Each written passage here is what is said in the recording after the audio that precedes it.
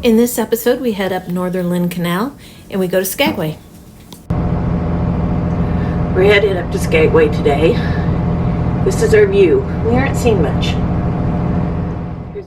We traveled from William Henry Bay to Skagway. It was 46 nautical miles and it took us 6.1 hours. Here's the view out the side.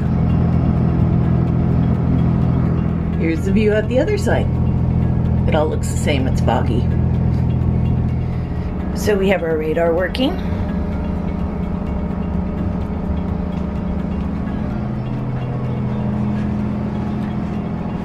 We have our other radar working.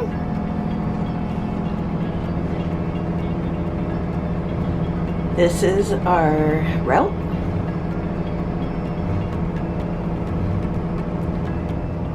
It actually looks like it's getting a little bit better. So we had extreme low tides and a lot of rain. There's a lot of rivers around here, so we were dodging a lot of debris in the water. Being very careful.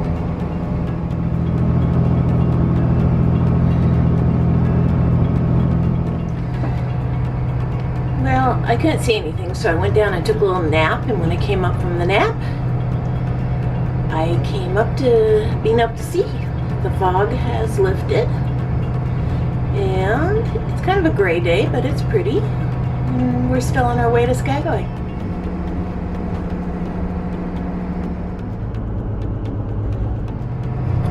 Up ahead, there's a barge. Eric's doing his engine room check. I think I'm gonna go do a little yoga to get a little exercise and come back up for his next engine check. The force of water is just amazing.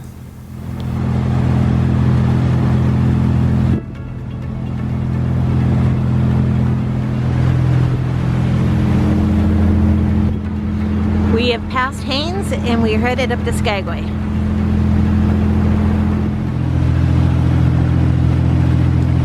I know how they feel. Did that for a few years. Pretty dang happy to be on this comfortable boat. I was just told to close the door because he was cold. Skagway is the northernmost part of the Inside Passage, and it's Alaska's largest town and area, covering 453 square miles.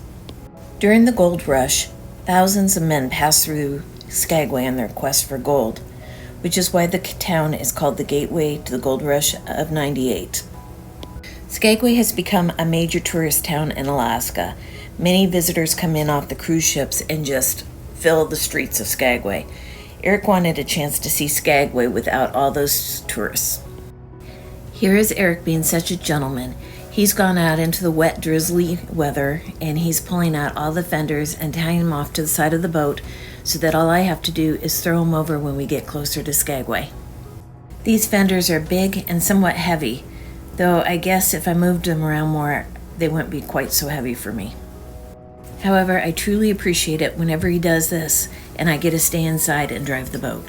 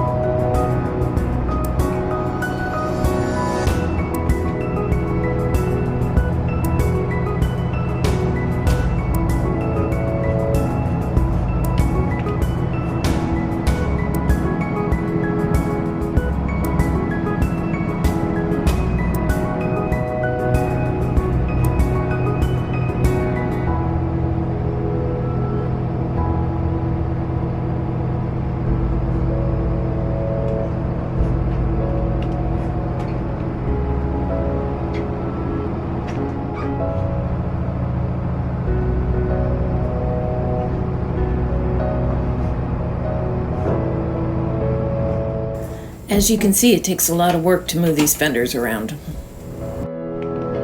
We have not been into Skagway yet, so here is Eric looking at the books to understand how the harbor's set up. The Skagway Harbor has moorage, water, 30 and 50 amp power, restrooms, showers, haul-outs to 20 tons or 40 feet, a pump-out station, and a launch ramp. You can usually call the harbor both by phone or by radio. So Eric's trying the phone first. 107. And I'm gonna hail you on channel 16 here and see if I can't get you. We're just outside of Skagway.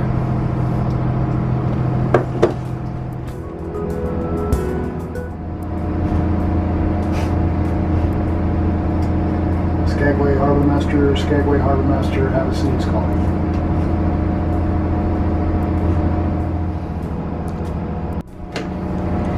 Roger, Skagway Harbor Master, Havaseas on 16.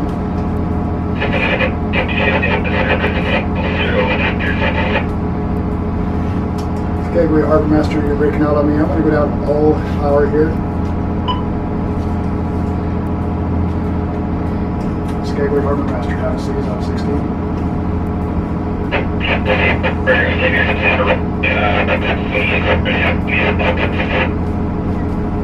Still can't hear him. So Skagway Harbor Master, you're still breaking out on me. Can you call me on my cell?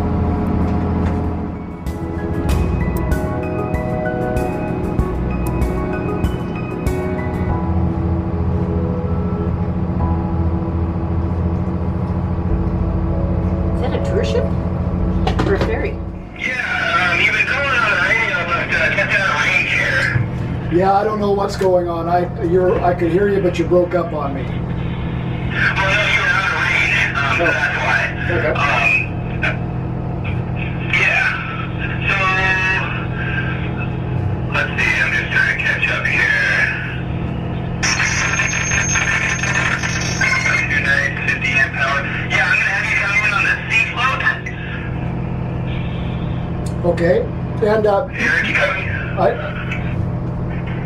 yeah, I see. Okay. Okay. So C, and I'll.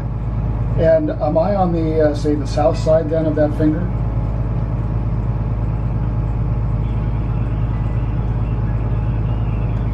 Very good. Okay. Now I understand the backing down is to get into there so that I can pull in and go to starboard.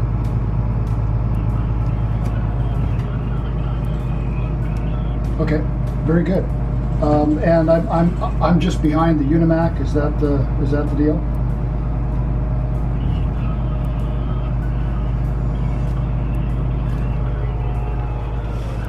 And we have docked.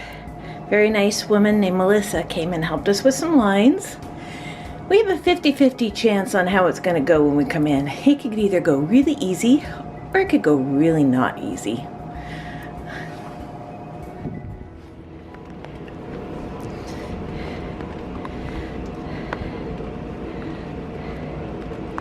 So I get the lines kind of tied so the boat is secure, and then Eric comes and redoes it all.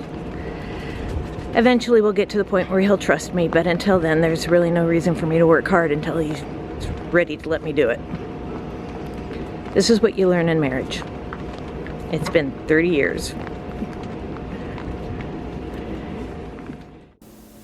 We are moored in Skagway and we are going to go check it out.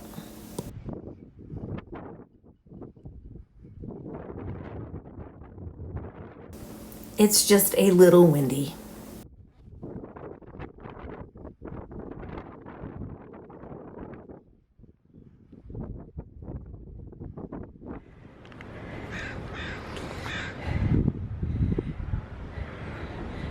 The Skagway Boat Harbor.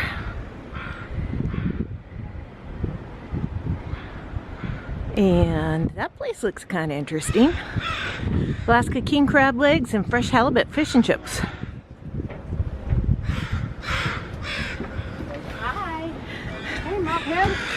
So Eric just came back from the Harbor Masters to pay our fees. Moorage. For 2 nights. What was it? $65 For both nights. for both nights. And we haven't paid for electricity because we haven't figured that out yet. If we get electrical hooked up, we need to call back and come back and pay for that. But they were very nice. Yes. Give me a list. They gave Eric a list of activities that are happening in Skagway, including the Pride Festival. And across the train tracks we go. Do you hear a train?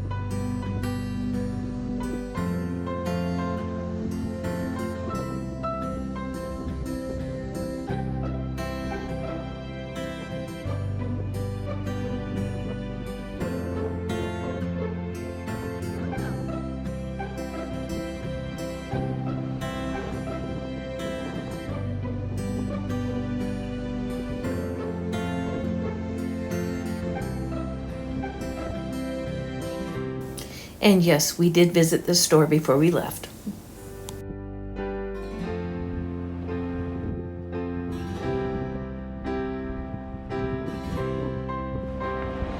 And here's Main Street.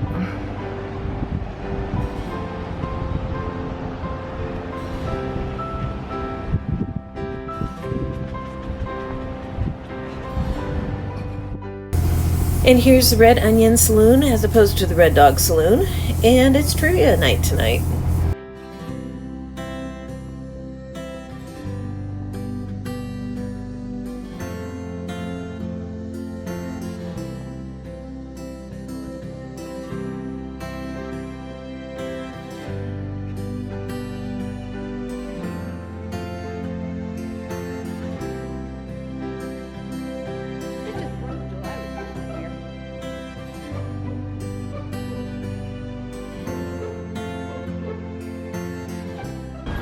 Aww. We didn't bring that, did we?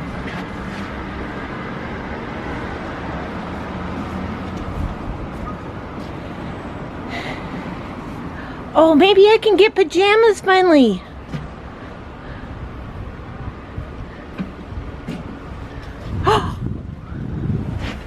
They do. They've got sleep pajamas. I've been looking everywhere for sleep t-shirts.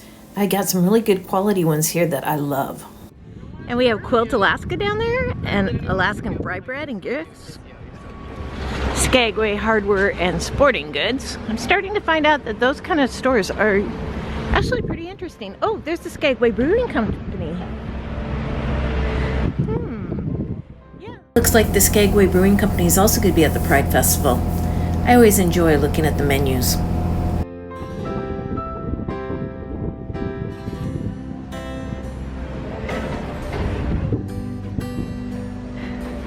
There's Distin not wanting to leave me.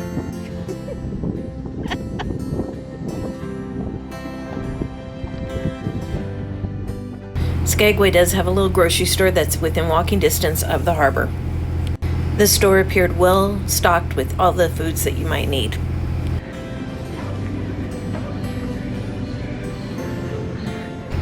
Skagway was still being very conscientious about COVID and still wearing the masks. Hi.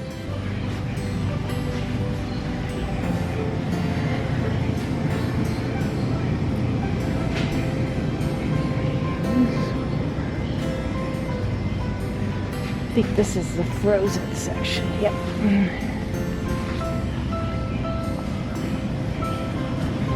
Milk.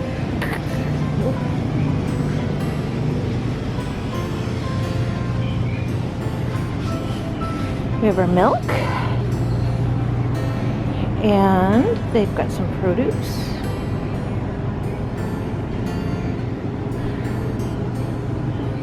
And drugstore stuff. Look at that, Alaska's first licensed cannabis retail store. That night, it blew gusts 30 to 35 knots of wind. It was crazy.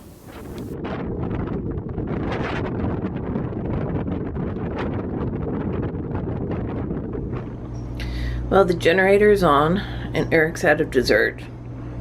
So I need to make him some kind of dessert. My cousin has a wonderful garden, and right before we left she gave us a whole bunch of rhubarb. I didn't want to freeze it because we have frozen rhubarb most of the winter, so I did some research, and apparently the best way to store rhubarb is like you would store celery, and you put it in foil wrapper and don't cinch it too tight. So we had about 8 of those packages, and we have 3 left. So I'm going to make Eric some rhubarb dream bars. I used to have a 14-cup Cuisinart, but when we started getting rid of stuff in the house, I got rid of it, and we got this smaller Cuisinart, which has been working really, really well. This is a doubled recipe, so we'll see how this does. But I really appreciate having the smaller Cuisinart, and it seems big enough normally. And then it just stays on the counter because I've not found any place on the boat to put it, and I'm using it so much, I'm kind of glad it's just on the counter. Double recipe, and my Cuisinart worked just fine. I don't need that huge one. I guess I'm gonna get this in the oven. Ooh, timing's just right.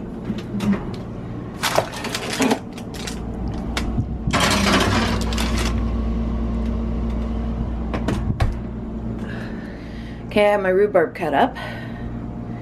And now I'm going to mix up my filling, and you may notice I have a KitchenAid. I'm so glad I kept my KitchenAid. I've always had white kitchens. I was getting ready to sell this KitchenAid and buy another one since I've got such a dark kitchen. I wanted it to kind of fade in the background. Glad I didn't do that. It's a cost we didn't need. And actually the white looks pretty good. So my recommendation is first try what you have before you decide that you want to replace it. Especially if you're just moving on to the boat, you're going to find a lot of expenses that you did not plan on.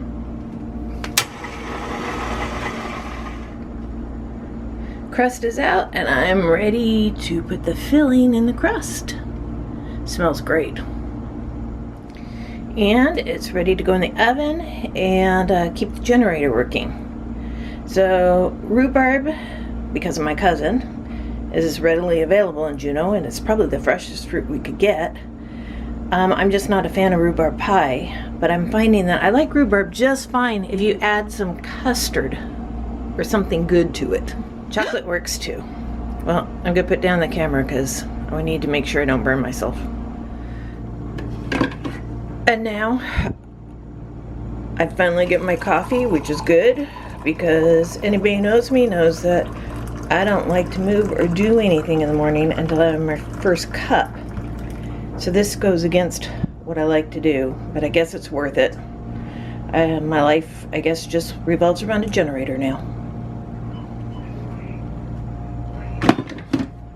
The good news is I also filled up the dishwasher, so I can run the dishwasher while the generator's going, and it will be empty for dinner. 2 for 1. So I'm out here this morning because I want to show you these fenders and these lines. When we dock, we have 5 fenders on this side and 4 different lines. If the marina or the harbor looks tight, we might even have fenders on the other side as well. Because of the size of our boat, the lines and the fenders are rather big and heavy. We also purchased these covers for the fenders and the balls just to protect the boat.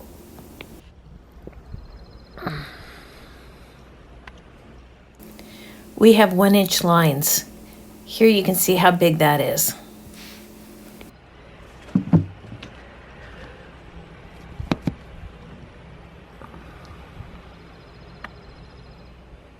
Distin's like, "What are you doing out here?" We got up this morning with the intent of going for a walk for exercise. We got a little sidetracked.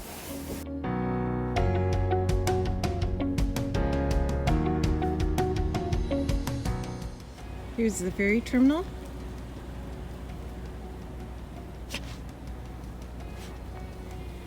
And then we think we can walk across the breakwater here.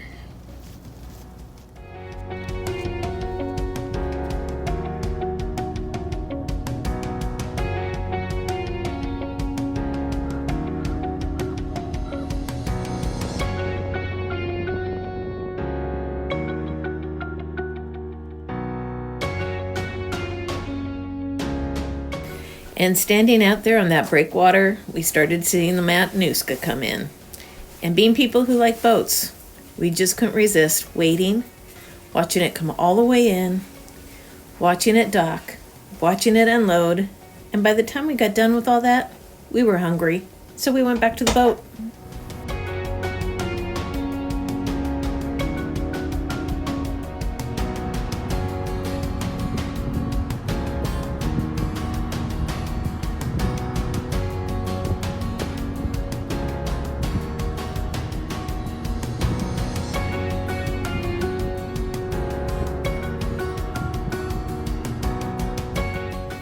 I'm trying to get some tips from those people handling those lines.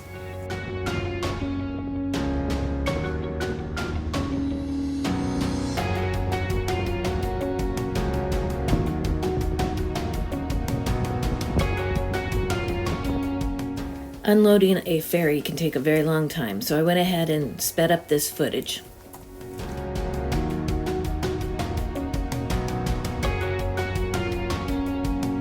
That right there coming off is a baggage cart. For those people walking onto the ferry, they can put their baggage there and leave it there for the period of time on the ferry, and then pick it up at the ferry terminal afterwards.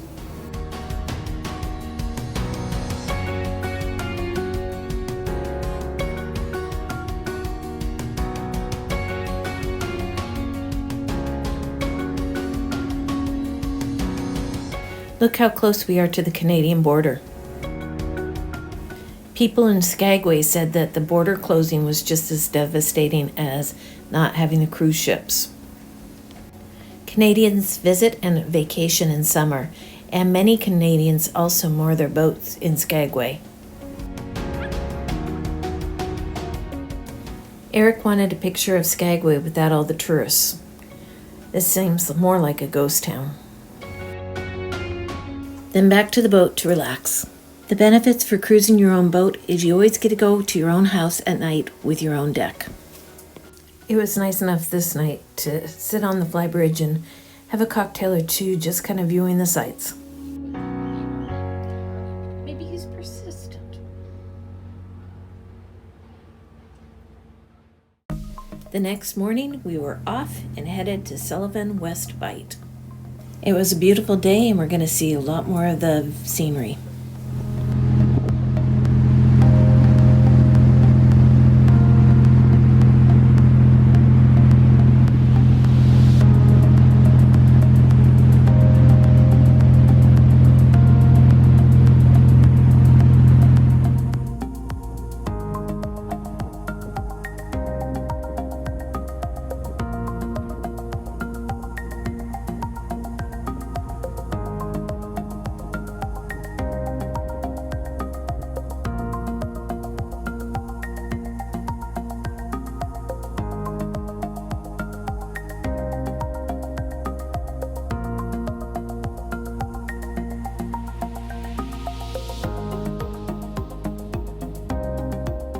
We traveled from Skagway to Sullivan Island, West Bight.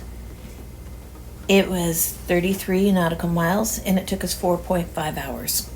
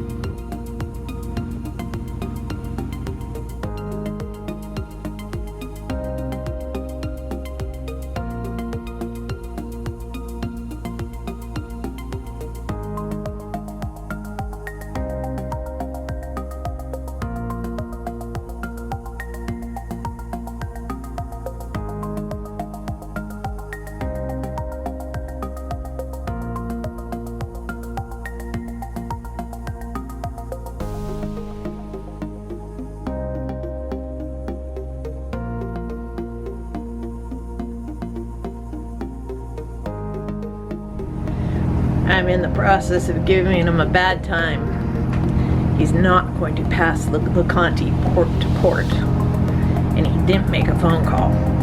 Oh, a radio announcement. I don't think he's appreciating my sense of humor, though.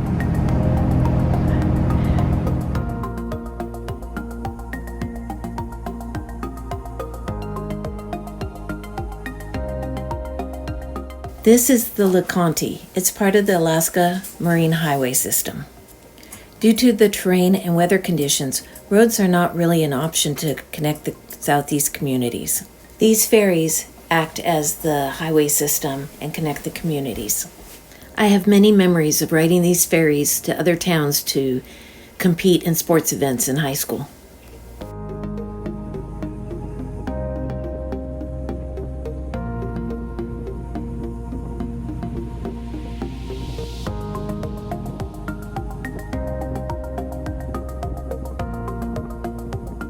Yes, that was a big fat horsefly.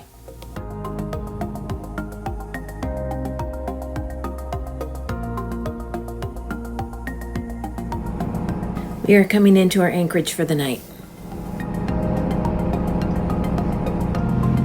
Sullivan West Bight is a nickname that Don Douglas and Renee Hemingway Douglas named for this bight 2.6 miles northwest of Sullivan Rock. According to their book, Exploring Southeast Alaska, this site is tucked below the snowfield and glaciers on the west side of Lynn Canal and offers some protection in the lee of Sullivan Island off the drying mudflat in a sticky mud.